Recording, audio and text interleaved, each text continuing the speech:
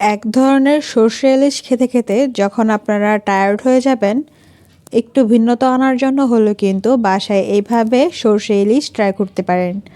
আজকের সর্ষে ইলিশ রেসিপিটা করার জন্য প্রথমে আমি সর্ষে দানা ভিজিয়ে রেখেছিলাম 20 মিনিটের মতো। তারপর এখানে কয়েকটা কাঁচামরিচ আর লবণ অ্যাড করে সামান্য পানি দিয়ে ভালোভাবে ব্লেন্ড করে একটা স্মুথ পেস্ট রেডি করে নেব। রান্নাটা করার জন্য প্রথমে আমি এখানে তেল নিয়েছি, সাদা তেল, আর সাদা তেলের পরিমাণটা 4 টেবিল চামচের মতো প্রায়। আর এখানে নিয়েছি পেঁয়াজ কুচি, পেঁয়াজটা একটু ভেজে নিব ব্রাউন কালার পর্যন্ত।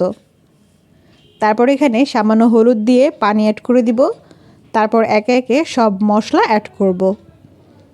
আর ধনিয়ার গুঁড়া অ্যাড করেছি 1 টিস্পুন, আর মরিচের গুঁড়া দিয়েছি 1/2 টিস্পুন, কারণ সর্ষে বাটার সাথে কাঁচামরিচ একসাথে দেওয়া আছে, তাই ঝালের পরিমাণটা একটু বুঝে শুনে দিতে হবে। তারপরে এখানে জিরে আর রসুন বাটা দিয়েছি 1 টিস্পুনের মতো। সব কিছু একসাথে দেওয়ার পর এখানে আমি টমেটো পেস্ট করার জন্য আমি এখানে টমেটোটা কুচি করে নিয়েছি, আপনারা চাইলে ব্লেন্ড করে নিতে পারেন। তারপর টমেটো কুচিটা ভালোভাবে এখানে দিয়ে কষিয়ে নিয়ে নরম করে ভালোভাবে কষিয়ে নিয়েছি।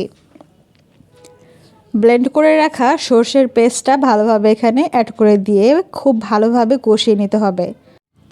ঠিক ততক্ষণ এখানে কষিয়ে নিব যতক্ষণ না পর্যন্ত সর্ষে বাটা থেকে খুব ভালোভাবে তেলটা বের হয়ে আসছে।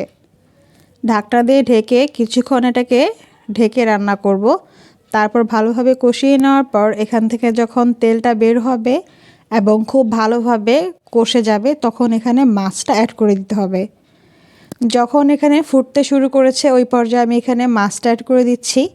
আজকে আমি মোটামুটি একটু বিগ সাইজের ইলিশ মাছের মাঝখানের থেকে 3 পিস মাছ এখানে রান্না করছি।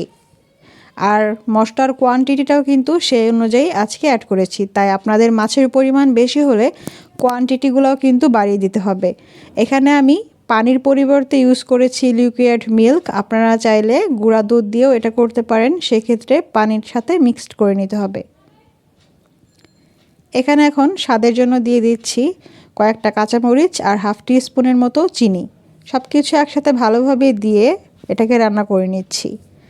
রান্নাটা হয়ে আসার পর্যায়ে মাঝখানে একটু নেড়েচেড়ে দিতে হবে, আর ইলিশ মাছটাকে একটু সাবধানে নেড়েচেড়ে দিতে হবে যাতে করে এটা ভেঙে না যায়। এটা হয়ে এসেছে। হয়ে আসার শেষ পর্যায়ে চুলাটা অফ করে দিয়ে ঢেকে রেখে দিতে হবে প্রায় 2 মিনিটের মতো। ঢেকে রাখার পর এটা গরম গরম পরিবেশন করার পালা। গরম ভাতের সাথে কিন্তু এটা বেশ ভালো লাগবে, চাইলে প্লেন পোলাওয়ের সাথে এটা পরিবেশন করতে পারেন। আশা করছি আজকের রেসিপিটি আপনাদের কাছেও ভালো লেগেছে। ভালো লাগলে চ্যানেলটি সাবস্ক্রাইব করে রাখুন, সেই সাথে বেল আইকনে ক্লিক করে রাখুন নোটিফিকেশনের জন্য। যারা অলরেডি চ্যানেলটি সাবস্ক্রাইব করে ফেলেছেন আপনাদেরকে অসংখ্য ধন্যবাদ জানাই।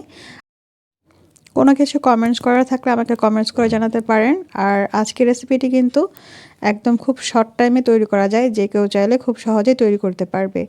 আজকে এখানে বিদায় নিচ্ছি, দেখা হবে নতুন কোনো রেসিপির সাথে। সে পর্যন্ত সবাই ভালো থাকবেন। ধন্যবাদ। আল্লাহ হাফিজ।